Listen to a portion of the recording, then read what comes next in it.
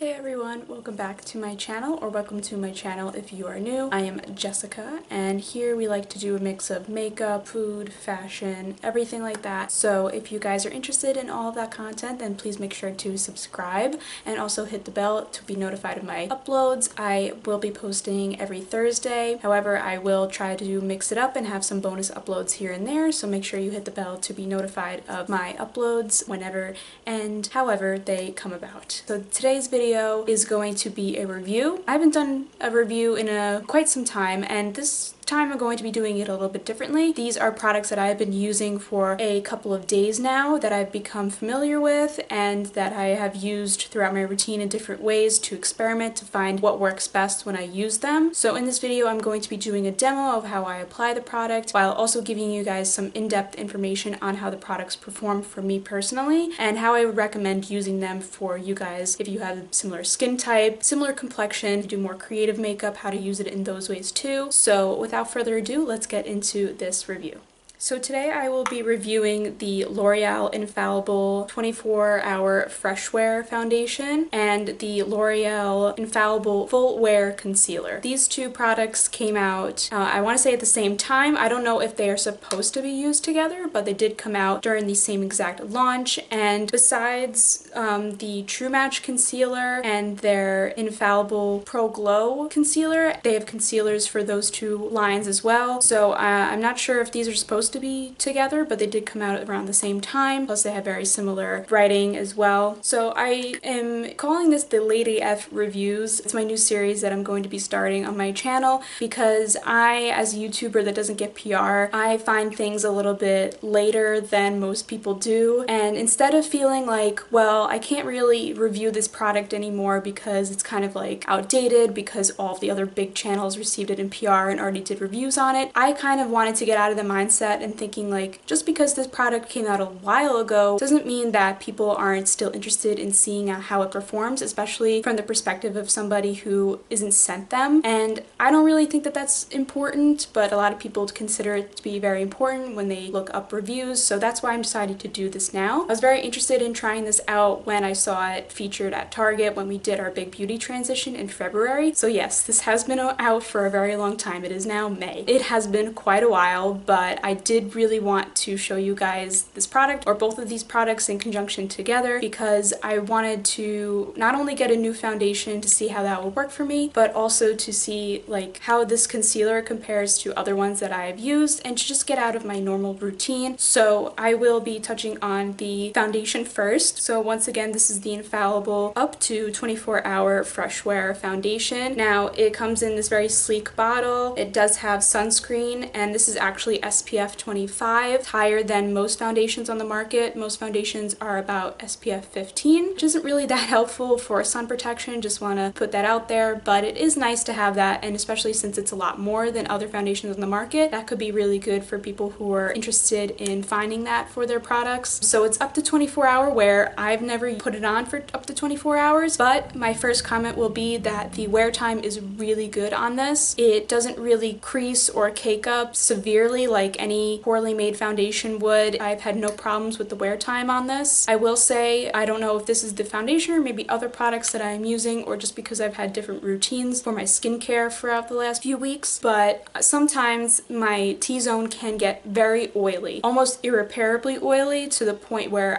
it's just more beneficial for me to take off my makeup than try to fix it at that point. So once again, I don't know if that's just what other stuff that I'm using in conjunction with it, or if it's just the foundation itself that builds up a lot of oil in this area. Other than that, the rest of the face is usually pretty fine no matter what my routine has been throughout the last couple of weeks. When I do put this on, I will just be very transparent. I do use a toner after cleansing my face. It does help to freshen up my face, and then I go in with a hyaluronic acid and vitamin C serum on top of that, and then just a regular lightweight moisturizer and an eye cream. That is all the skincare that I use in the daytime before applying makeup, but it is a lot maybe for some other people. So it's just something that I want to take into consideration, considering what happened with my last video that you guys could watch up there. That video, I realized that a lot of the reason why my makeup looks very good and lasts a long time throughout the day and makes my skin look a lot more juicy and put together is because of my skincare routine and how well I take care of my skin. So that is something that I want to make aware to everybody. It doesn't mean that your skin has to get up to that standard of skincare for it to look nice, but for me personally, with that normal to combo skin where my skin can kind of be very dry if I over cleanse, or it could get really oily throughout the end of the day if I don't moisturize properly, that's the info that I want to give you guys. To get into the coverage, I would say it's about medium to full. For my demo and for my regular makeup application every day, I use 2 pumps on a wet damp sponge, the Real Technique sponge to be specific. I haven't used it with any other sponges, I haven't used it with a brush either, but that is my preferred method as of late to apply foundation and also concealer. It's a really good sponge, I've never had any problems with it. I'm sure it would work perfectly well with a beauty blender or a Sony Castric sponge or an EcoTool sponge or any other sponge that is on the market right now, as long as it is soft and bouncy once you dampen it, and it has to be damp. It leaves a nice medium coverage when I use the 2 pumps, and you could see only a little bit of my skin peeking through, but not much, and that is what I like. I like to have that nice coverage, but I still want my natural skin to peek through, otherwise it is going to look very cakey. And I'm sure if you add a couple more layers of foundation, you could get up to full coverage, but I can't really attest to how it wears from that perspective because I've never tried that before. I only try the medium coverage with the 2 pumps. If I were to try more than that, I feel like I wouldn't be as confident in my skin, so I would say as a baseline, do the 2 pumps and then see how you like the coverage and then build it up, but you know, make sure that you keep up to date with how your skin looks throughout the day, that it's not like you're going into like an important meeting or anything like that, just to make sure that you are aware of how your skin feels and how the product performs throughout the day. But that's how it performs for me. It wears really nice throughout the day when I do the 2 pumps, and I am very satisfied with the coverage, which is once again at a medium level. So far, this has not broken me out. That is I think my final point here. It has not broken me out at all. You know, I break out from other things, maybe if I'm eating too much dairy, too much gluten in my diet,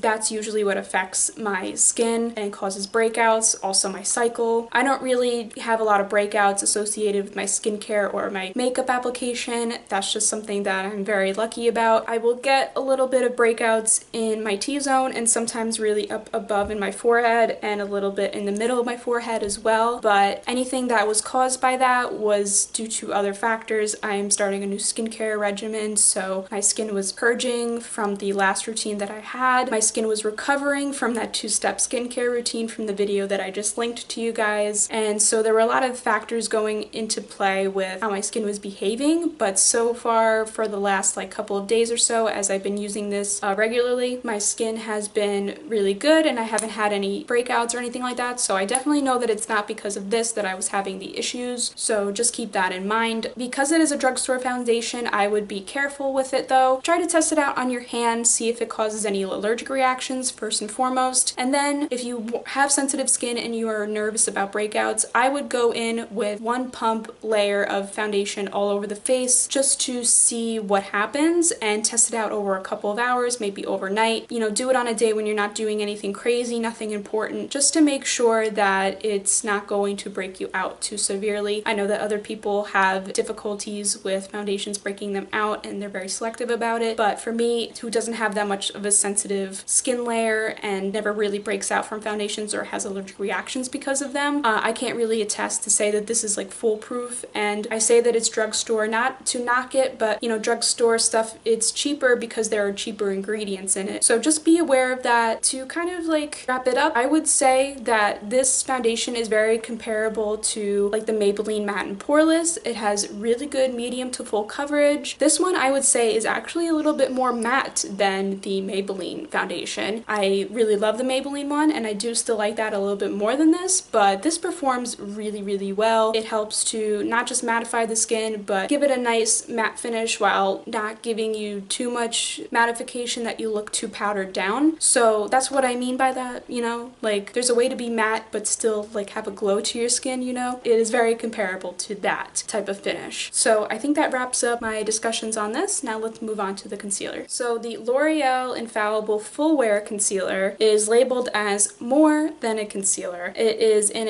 quite a big tube, more than other concealers that are on the market. I haven't really seen anything that's this big. Let me know in the comments below if I'm wrong, but I don't think that there are a lot of drugstores that are going to give you this much product for such a nice drugstore price. This has been an interesting product for me because when I picked it up, there wasn't really a good shade for me. This is the shade Porcelain 320. I am not a porcelain. I am not that pale, so I've been having some difficulties with making this work in my routine because even though it could work, this is just so white that it's very difficult for me to use it. However, I have determined a lot about it from the ways that I've been using it. So I will just say, as you can see from my demo, I only use it to really carve out my brows and use it as a base for eyeshadow. Now, in the limited circumstances that I do to use it underneath the eye, it is mixed with a different concealer, and that is why I didn't do a demo of me using it underneath the eye today. I did use it, but in a small amount. What you're seeing under the eyes right now is not solely and completely the L'Oreal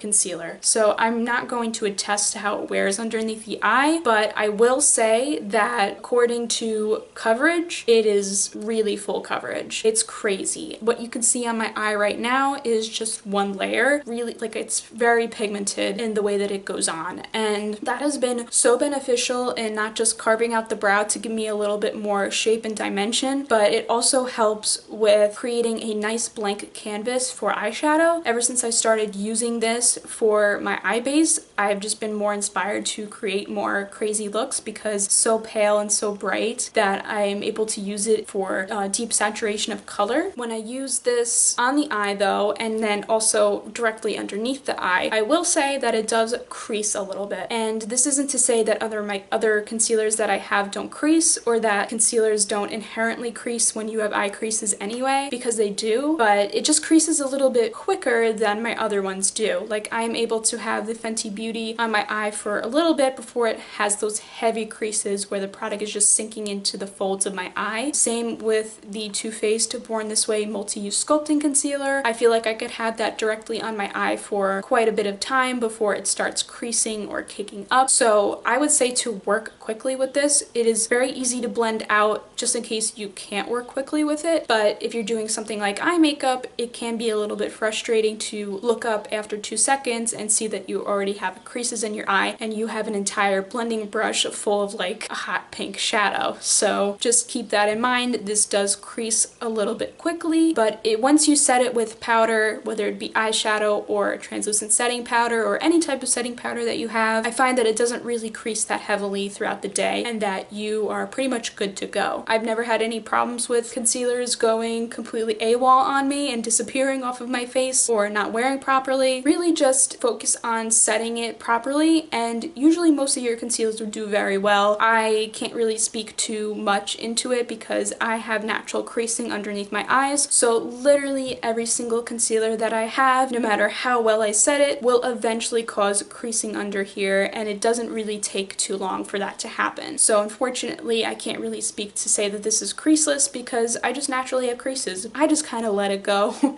Like, it's just the way that my face looks. I'm not that preoccupied with it. I think that that's all I'll say about this, except once again I want to make a comparison. This is the Tarte Shape Tape. It's literally the Tarte Shape Tape. Many have tried, many have failed. This is the Tarte Shape Tape in drugstore form. Since Tarte is pretty much canceled at this point, we finally have something that works out a little bit better, because I was sitting there and I was trying to come up with a comparison for this, and I was like, oh, it's very much like the Born This Way Multi-Use Sculpting Concealer. It's very, you know, rich, creamy. It has like a lot of coverage to it, but it glides on really nice. But then it's also very matte when it dries down, like the Fenty Beauty Pro Filter, and it also has the same coverage there as the Fenty Beauty Pro Filter as well. And I was like, okay, dewy and matte, big applicator, thick, that's a Tarte Shape Tape. Even when you consider the applicator, it is huge. It is very big, just like the Tarte Shape Tape applicator. So that is an indicator to me that they were going for a specific type of style here, and it's surprising how the Tarte Shape Tape came out back when I was like, I think in my second year of college, and it still is so prevalent in the makeup community that makeup brands are still trying to search for the formula and search for the application, and I think L'Oreal finally did it. So can we stop now? Can we stop trying to replicate that concealer, please? Oh my god, it's like enough already. So if you have never had the Tarte Shape Tape and you